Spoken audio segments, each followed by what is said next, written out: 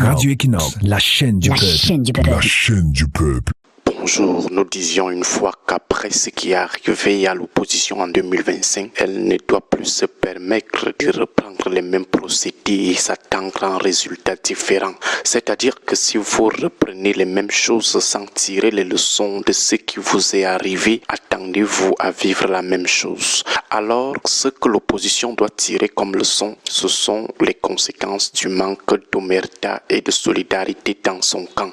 Pour ce faire, l'opposition doit un peu copier les membres du parti au pouvoir qui, mine de rien, brillent par une certaine solidarité. Les opposants doivent copier cela.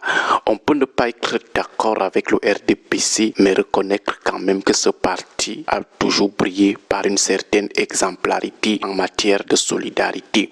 En effet, malgré les secousses internes, face aux adversaires, le parti est resté soudé. Face à l'opposition et au peuple du changement, le parti de Paul Biya a mis ses querelles internes en veilleuse pour d'abord combattre l'opposition. Le parti a rapidement su taire les violents combats internes pour chercher avant tout à préserver le pouvoir. Tout le monde connaît la profondeur des guerres de clans et de la guerre de succession avec des clashs ouverts et décomplexés. Mais dès que les élections sont arrivées, c'est-à-dire que dès que le RDPC a senti que le combat contre une force étrangère à la structure débutait, les militants qui jusque-là se donnaient en spectacle ont vécu leurs problèmes pour se mettre ensemble, combattre d'abord l'opposition et reprendre leurs disputes plus tard en paix. Qu'est-ce qu'on n'a pas vu comme tension au sein du RDPC avant les élections des années avant? Les barons du régime se battaient en public. On était convaincus que c'était la phase finale de la fin du RDPC, le grand soir. Mais dès que l'élection est arrivée, on vous disait encore que ce sont ces gens qui se clashaient hier, où vous ne pouviez plus le croire. Ils se sont remis vite ensemble pour sauver leur pouvoir. Lorsque la candidature du professeur Maurice Kamto est arbitrairement et grossièrement rejetée, les indiscrétions font état du fait que certains barons du régime ne sont pas d'accord. Malgré cela, la candidature du leader du MRC a été rejetée, mais aucun de ces barons ne s'est opposé, aucun n'a bronché, aucun n'a dénoncé. Ils sont tous restés solidaires avec la tendance de leur parti, la tendance fondamentaliste, la tendance qui avait fomenté l'élimination de Maurice Kamto de cette élection. Mais du côté de l'opposition, qu'est-ce qu'on a vu comme solidarité entre leaders? Rien du tout. Juste des intrigues, certains se réjouissant même du rejet de la candidature de Kamto. Pendant cette forfaiture, le RDPC a donné à l'opposition une belle leçon de solidarité et d'omerta. Tous les barons du régime dont on disait qu'ils étaient contre le plan d'élimination de la candidature de Kamto, où étaient-ils? Nulle part. L'opposition doit tirer les leçons et copier le bon exemple qui vient du RDPC. Autre situation, les violences post-électorales. Le régime RDPC a mis sur le carreau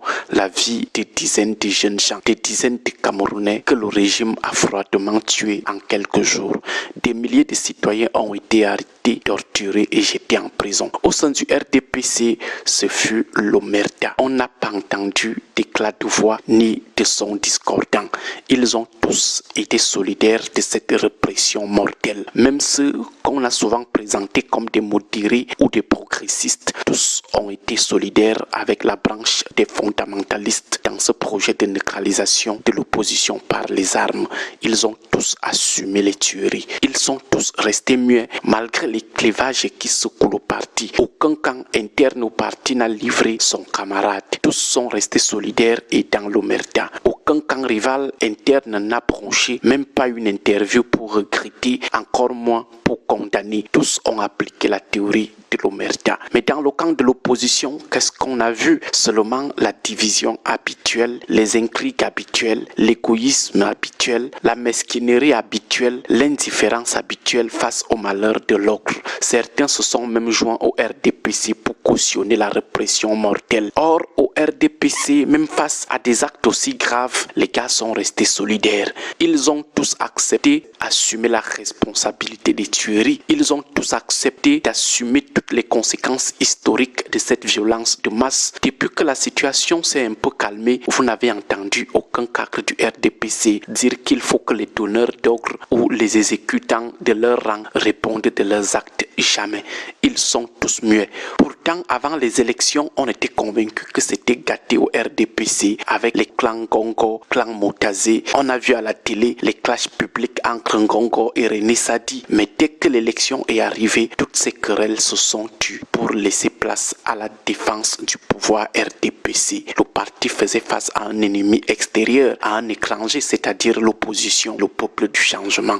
Pendant ce temps, les opposants brillaient par des rivalités inutiles, des égos, des intrigues et des coups bas. Comme nous le disions tout à l'heure, après une situation comme celle qui est arrivée à l'opposition en 2025, on doit pouvoir s'arrêter, marquer un temps d'introspection, tirer les leçons et changer de procédé. Vous ne pouvez pas répéter éternellement les mêmes procédés et vous attendre à des résultats différents. Autrement dit, si vous répétez les mêmes choses, vous aurez les mêmes résultats.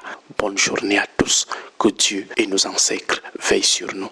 Radio Equinox, la chaîne du peuple. La chaîne du peuple.